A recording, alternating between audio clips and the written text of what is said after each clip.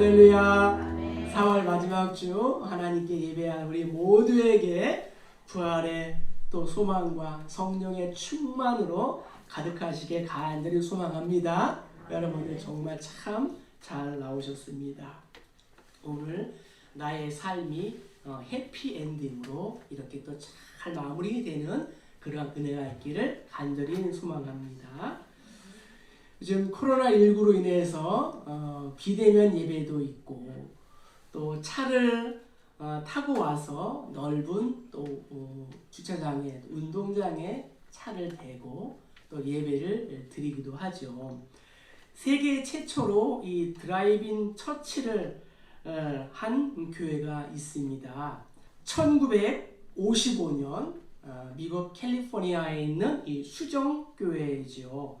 메가 처치이고 대형 교회이며 목사님은 로버트 슐러 목사님인데 2015년에 돌아가셨습니다.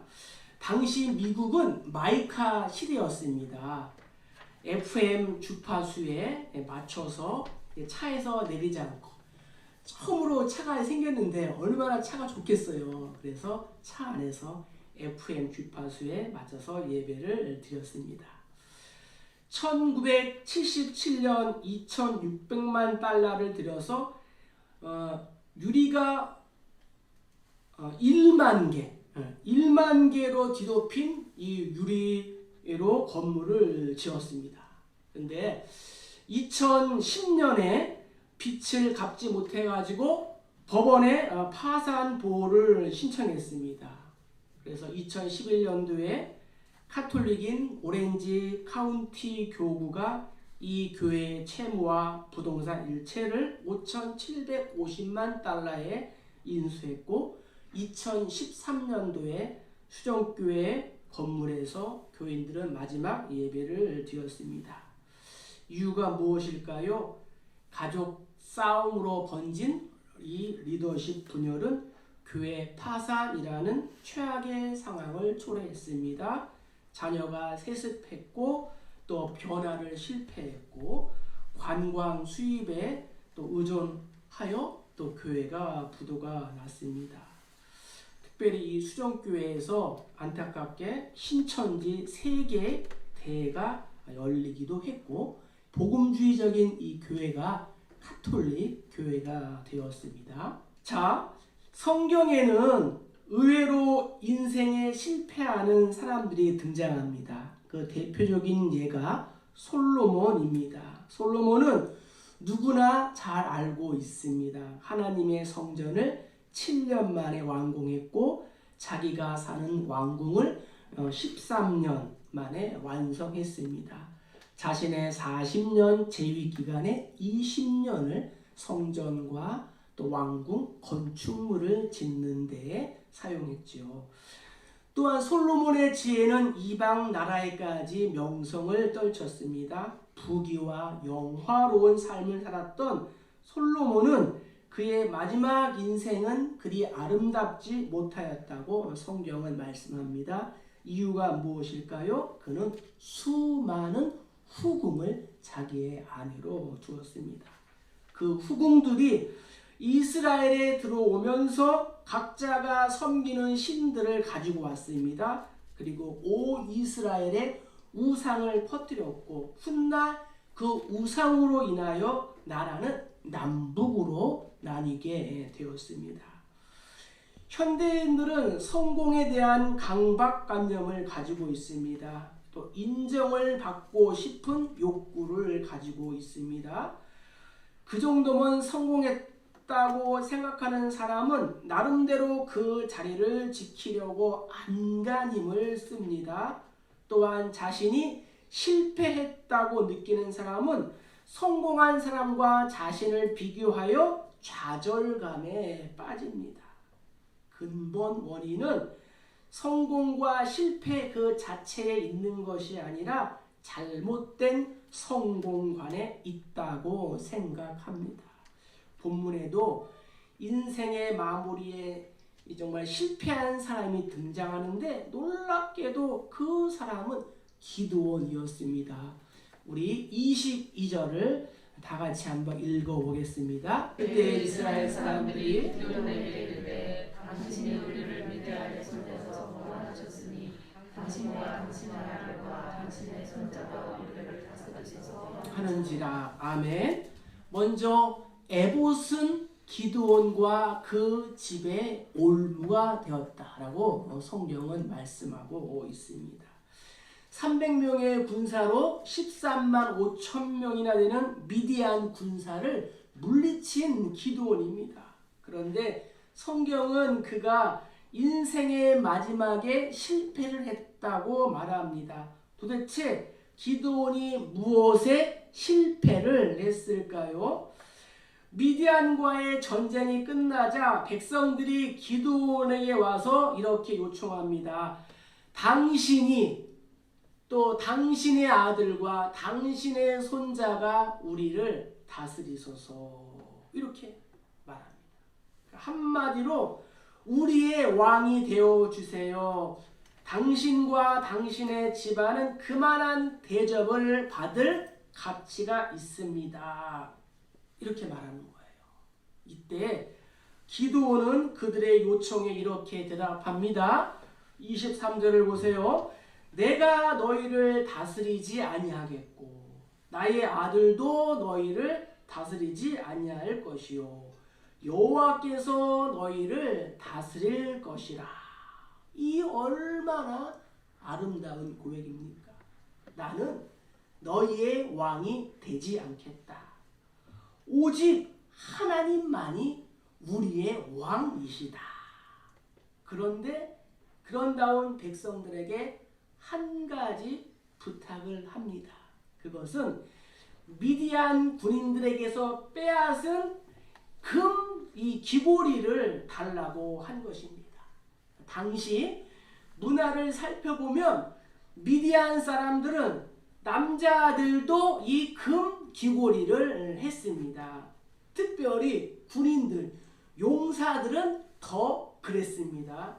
그런데 13만 5천 명을 물리쳤고 그들 대부분이 죽었으니 금 귀고리를 얼마나 많이 획득을 했을까요? 성경에 금 7,700세겔, 금만 해도 돈으로 환산하면 금이 7,200돈이에요. 그러니까 오늘날 한 돈이 부가세 포함해서 한 28만 원 정도 된다 생각하면은 금만 20억 원이 넘는 거예요. 본문에 의하면 기드온은 그 금으로 에봇을 만들어 입었습니다. 에봇이 무엇이에요? 가슴에 받쳐 입는 이러한 의복이고 이 에봇은 제사장만, 그것도 대제사장만 입을 수 있는 특별한 옷이었습니다. 제사장이 하나님의 뜻을 알고자 하나님께 나아가서 기도할 때에 입는 남다른 의미가 있는 옷이었습니다. 그런데 기드온은 백성들에게서 받은 금으로 에봇을 만들어 입었습니다. 기드온이 우상의 의미로 에봇을 만든 것 같지는 않습니다. 그런데 왜 제사장이 입는 에봇을 만들어 입었을까요? 그것도 화려한 금으로. 우리가 사사기를 읽어보면은 제사장의 역할이 뚜렷하게 나오지가 않습니다. 사사 시대를 이어서 이 아론의 뒤를 이은 제사장들이 자기의 임무와 자기의 역할을 제대로 하지 못한 것 같습니다. 백성들에게 하나님의 뜻을 제대로 올바르게 전달해 주어야 하는데 그 역할을 하지 못했던 것 같습니다. 그래서 아마도 기드온은 그 역할을 내가 자신이 감당하려고 금으로 에봇을 만들었던 것 같습니다. 이미 전쟁하기 전에 하나님께 받은 그러한 계시의 경험도 있었고 자신이 전쟁에서 승리도 거두었고 그래서 직접 대제사장의 역할을 하려고 에봇을 만든 것입니다. 동기가 그렇게 나쁘지는 않았습니다. 오히려 선했다고 볼 수도 있습니다. 백성들에게 하나님의 뜻을 전해주고자 하는 마음이었습니다. 그러나 본문은 그 에봇이 가져온 결과를 이렇게 말씀하고 있습니다. 기드온이 그 금으로 에봇 하나를 만들어 자기의 성읍 오브라에 두었더니 온 이스라엘이 그것을 음란하게 위함으로 그것이 기드온과 그의 집에 올무가 되니라. 성경은 말씀하고 있는 거예요. 여기서 음란하게 위하다라는 표현은 우상 숭배를 하는 것을 간접적으로 표현하는 말입니다. 그러니까 백성들이 기드온이 만든 이 에봇을 하나님 대신 우상 숭배를 하는 것이었죠. 성경은 하나님이 아닌 다른 어떤 것을 섬기는 우상 숭배를 향하여 종종 영적인 간음, 음란에 비유하고 있습니다. 기드온이 금으로 화려하게 에봇을 만들어 자기의 동네에 두었습니다. 온 이스라엘 백성들이 그것을 음란하게 숭배했습니다. 쉽게 말하면 기드온이 만든 이 에봇이 이스라엘 백성들의 열렬한 우상이 되어서 기드온과 그 집안은 물론 온 이스라엘 백성들의 올무가 되었던 것입니다.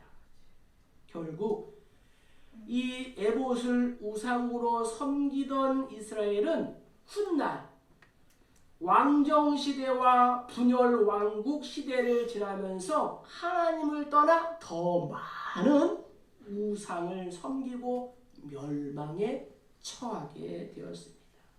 마지막에 성공한 사람이 정말 성공한 사람입니다. 누구든지 한두 번은 성공할 수 있습니다. 잘 나가는 시절이 있습니다. 기드온도 성공한 사람이었습니다. 그런데 안타깝게도 기드온은 끝까지 이 성공의 삶을 살지 못했습니다. 불행하게도 기드온의 생애는 성공이 아니라 실패로 끝났습니다. 성도인 저와 여러분도 기드온의 상황을 통해서 우리의 상황을 조명해 보아야 합니다. 이 말씀을 우리에게 주신 이유는 무엇이냐? 실패하지 말고 형통하라는 거울로 우리에게 주신 것입니다.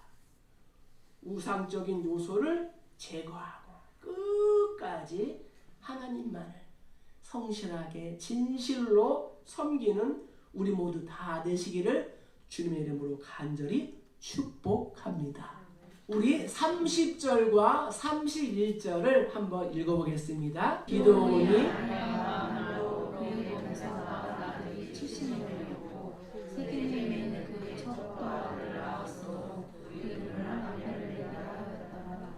두 번째는 우리가 깨달아야 하는 그러한 말씀은 시험은 때로 교묘하게 온다는 것입니다. 기드온의 실패의 시작은 에봇을 만든 것이었습니다. 에봇 사건은 기드온의 실패의 시작이었습니다. 기드온이 에봇을 만든 이유는 전쟁에서 승리를 주신 하나님의 은혜를 기념하기 위함이었습니다. 에봇을 보고 그의 후손들이 이스라엘 백성들이 하나님의 인도하심으로 전쟁에서 승리하였구나 라는 것을 깨닫기를 바랬습니다. 하나님의 역사하심을 알리기 위한 하나의 상징적인 도구로 에봇을 만들었을 것입니다. 그러나 그 에봇은 우상이 되고 말았습니다. 기드온이 에봇을 만든 것 자체가 실수였습니다. 오늘날 우리 사회에는 목적이 수단을 정당화하는 잘못된 논리가 팽배되어 있습니다. 자유, 평등, 공정, 균형은 사라지고 동기만 좋고 목적만 선하면 어떠한 방법을 써도 상관이 없다는 생각으로 가득 차 있습니다. 뭐로 가도 서울만 가면 된다는 속담이 있습니다. 과연 이것이 옳은 말일까요? 우리가 성경을 읽기 위해서 옆집에서 양초를 훔쳐와도 된다는 말입니까? 그래서는 안 되는 거죠. 그것이 바로 기드온이 범한 실수였습니다. 사탄의 시험은 교묘하게 때로는 달콤하게 우리에게 다가옵니다. 물론 당시 시대의 제사장들이 자신의 임무를 다하지 못하고 있었습니다. 백성들도 자신의 소견에 옳은 대로 행동하고 있었습니다. 그러나 그렇다 할지라도 시간이 걸려서라도 자신의 성, 자신의 집, 오브라가 아닌 하나님의 성막이 있는 실로, 그 실로를 변화시키기 위해서 노력을 해야 했습니다. 솔로몬이 1000명이 넘는 이 많은 이방 여인들을 후궁으로 맞이한 동기도 꼭 나쁜 것은 아니었습니다. 당시 나라의 안정과 평안을 위해서 주변에 있는 족장의 딸이나 또한 왕들의 딸과 결혼하는 방법보다 더 좋은 방법이 어디에 있겠습니까? 우리나라 역사도 살펴보면 그렇지 않습니까? 솔로몬이 무슨 대단한 정력가라서 1000명의 후궁을 두었겠습니까? 그는 국력을 확장하고 또 보호하려는 명분으로 많은 이방 여인들을 데리고 온 것입니다. 그러나 그것이 올무와 가시가 되었다고 성경은 분명하게 말씀하고 있습니다. 기드온 역시도 그러한 방법을 쓴 것 같습니다. 30절에 기드온의 아내가 많음으로 그의 몸에서 낳은 아들이 70명이었고 또 첩에게도 아들을 많이 낳았다라고 성경은 말씀하고 있습니다. 훗날 이것이 바로 기드온과 그의 후손들에게 올무가 되었습니다. 훗날 기드온의 70명의 아들 가운데에 아비멜렉이라고 하는 자가 왕이 되고자 하여서 다른 형제들을 모두 다 죽여버렸습니다. 사랑하는 성도 여러분, 믿음의 길에는 항상 시험이 도사리고 있다는 것을 우리가 기억해야 합니다. 그런 후에 하나님은 우리가 가는 이 믿음의 길에 시험을 남겨놓으셨을까요? 그 이유는 의외로 간단합니다. 인생의 마지막까지 하나님만을 의지하기 위함입니다. 우리의 인생에 탄탄대로가 펼쳐진다면 우리는 하나님을 의지하지 않을 겁니다. 내 마음대로 할 것입니다. 나는 아니라고요? 아닙니다. 우리는 모두 죄인, 100% 죄인입니다. 하나님은 그 점을 경계하시는 거예요. 그래서 우리의 믿음의 길에 시험을 남겨주었습니다. 고난을 남겨주었습니다. 우리를 테스트하십니다. 그래서 인생을 잘 마무리하기 위해서는 교묘하게 때로는 달콤하게 다가오는 이 시험을 지혜롭게 이겨야 하는 것입니다. 인류에게 처음으로 다가온 시험 또한 아주 교묘했습니다. 사탄이 다가오기 전에 하와에게는 아무런 문제가 없었습니다. 하와는 참으로 행복했습니다. 만족했습니다. 환경이나 하나님과의 관계나 남편과의 관계도 좋았습니다. 하나님은 매우 자비로우셨고 또 그녀도 하나님께 아무런 의심도 갖지 않았습니다. 그러나 사탄은 너무나도 교묘하게 그녀의 마음을 흔들어 놓았습니다. 사탄은 하와에 다가와 이렇게 말합니다. 하나님이 참으로 너희에게 동산 모든 나무의 열매를 먹지 말라 하시더냐. 하지만 하나님은 이미 이렇게 말씀하셨습니다. 동산 각종 나무의 열매는 내가 임으로 마음대로 먹되 선악을 알게 하는 나무의 열매는 먹지 말라. 내가 먹는 날에는 반드시 죽으리라 하셨습니다. 사탄은 그 사실을 알면서도 교묘하게 뻔한 질문을 던집니다. 하나님이 참으로 너희에게 동산 모든 나무의 열매를 먹지 말라 하시더냐. 그전까지는 아무런 문제가 없습니다.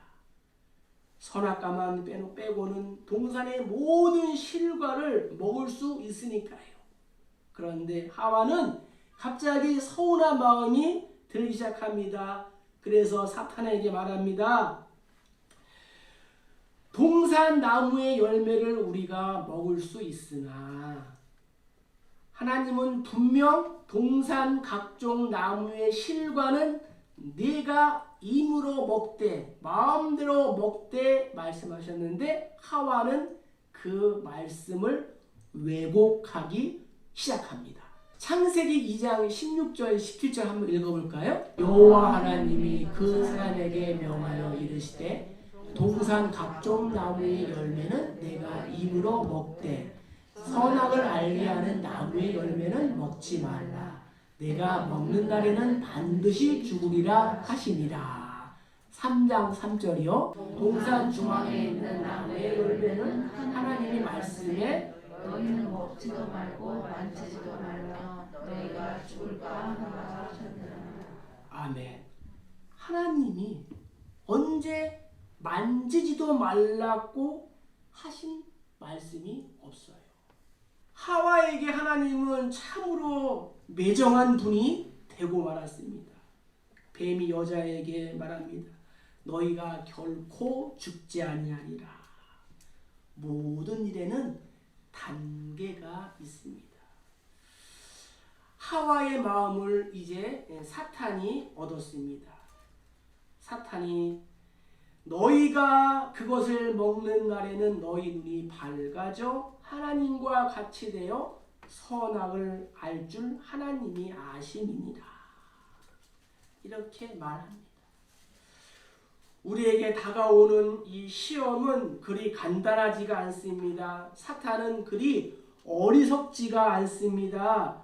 기드온에게 다가온 시험도 그리 간단하지 않고 아주 교묘했습니다.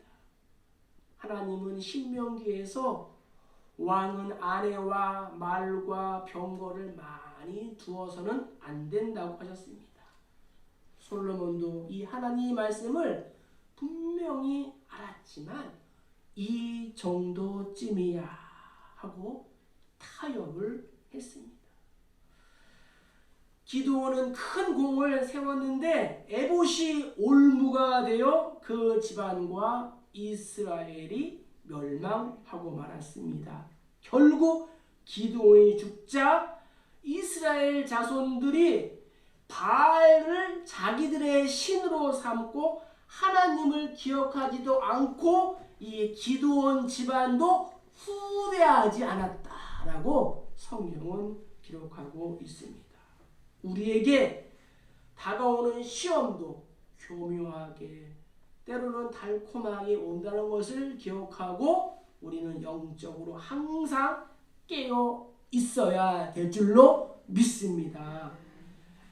그날이 도적같이 이를 줄 너희는 모르느냐? 늘 깨어 있어라. 잠들지 말아라. 주님과 동행하라. 항상 기뻐하라. 쉬지 말고 기도하라. 범사에 감사하라. 이것이 하나님의 뜻입니다. 우리에게 말씀하고 있습니다.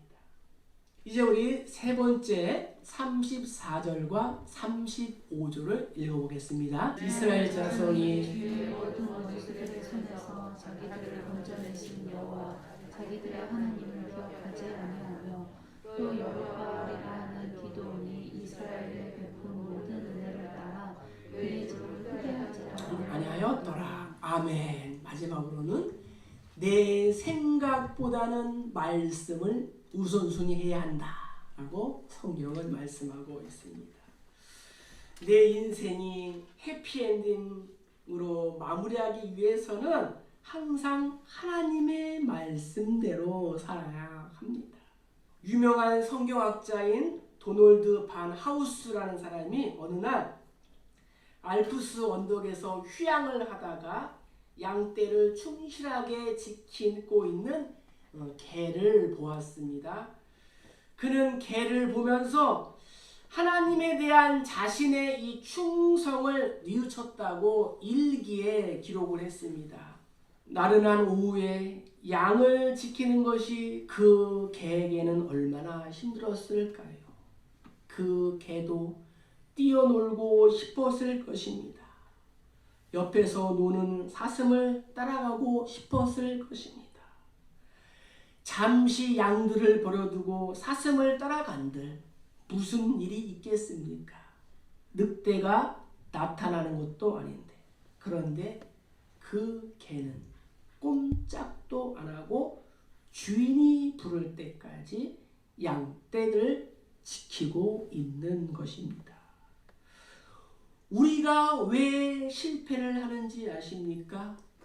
많은 경우가 하나님의 말씀보다는 내 뜻대로, 내 방법과 내 고집과 내 주관대로 행동하기 때문입니다. 자신의 이 지혜와 자신의 방식을 내세우기 때문에 인생의 마지막에 실패를 합니다. 처음부터 순종하지 않기를 작정하고 예수를 믿는 사람은 아무도 없습니다. 처음에는 어떻게든 말씀대로 살려보려고 애를 씁니다. 그러다가 연륜이 쌓이고 교회 생활에 익숙해지면서 점점점 자기 생각을 내세우게 됩니다. 자기 목소리를 냅니다. 하나님 말씀하신 그 말씀대로 따라야 하는데 하와처럼 점점 내 생각이 들어가고 내 판단이 옳게 여기고 하나님이 소홀해지는 거예요. 그래서 성령께 내 마음을, 내 생각을 굴복시키는 것보다 내가 모든 것에 중심이 되어서 판단하고 행동을 합니다. 신앙생활을 잘하다가 인생의 후반부에 교회와 하나님을 떠난 사람들을 자세하게 살펴보세요. 얼마나 많은 목회자, 장로님, 평신도들이 처음에는 하나님을 잘 섬기다가 마지막에 교회에서 언성을 높이고 하나님의 영광을 가립니다. 세상의 리더십들의 종말이 그리 평탄하지가 않습니다. 공동체 내에서 자신의 의견을 내세우다가 관철되지 않으면 화를 내고 하나님의 교회조차도 깨버리고 마는 것입니다. 그 순간 그는 사탄에게 이 목을 물린 거예요. 사탄의 종이 된 것입니다. 결국 그와 그의 자손들 뿐만 아니라 수많은 사람들에게 상처와 아픔을 남기게 합니다. 이것이 믿음의 사람, 300명으로 13만 5천 명을 물리친 기드온의 실수라면 하물며 우리는 어떠할까요? 이것은 멀리 있는 누군가의 이야기가 아니라 바로 오늘 우리의 이야기입니다. 누가 인생의 경주를 새드 엔딩이 아닌 해피 엔딩으로 잘 마무리할 수 있겠습니까? 오직 하나님의 말씀대로 사는 사람인 줄 믿습니다. 연륜이 쌓여도 하나님이 축복하시는 그 순간에도 깨어서 겸손하게 하나님의 말씀을 깨닫고 말씀대로 살아간다면 우리는 기드온과 솔로몬의 전철을 밟지 않고 인생의 후반부를 아름답게 마무리하게 될 줄로 믿습니다. 성경에는 인생을 아름답게 마무리한 사람들도 수도 없이 등장하고 있습니다. 그 예가 바로 바울입니다. 나는 선한 싸움을 싸우고 나의 달려갈 길을 마치고 믿음을 지켰으니 이제 후로는 나를 위하여 의의 면류관이 예비되었으므로 주 곧 의로우신 재판장이 그날에 내게 주실 것이며 내게만 아니라 주 나타나심을 사모하는 모든 자에게 도니라. 아멘. 하나님께서 예배하신 영광의 면류관, 의의 면류관, 생명의 면류관, 자랑의 면류관을 모두 받아 쓰는 우리 모두 되시길 주의 이름으로 축복합니다. 말씀을 우리의 삶 가운데 이렇게 한번 적용하고 정리해 보도록 하겠습니다. 에봇은 기드온과 그 집의 올무가 되었습니다. 우상이 우리 삶 가운데 올무가 되지 않기 위하여 내가 제거해야 할 우상적인 요소는 무엇인가? 두 번째, 시험은 때로는 교묘하게 다가온다는 거예요.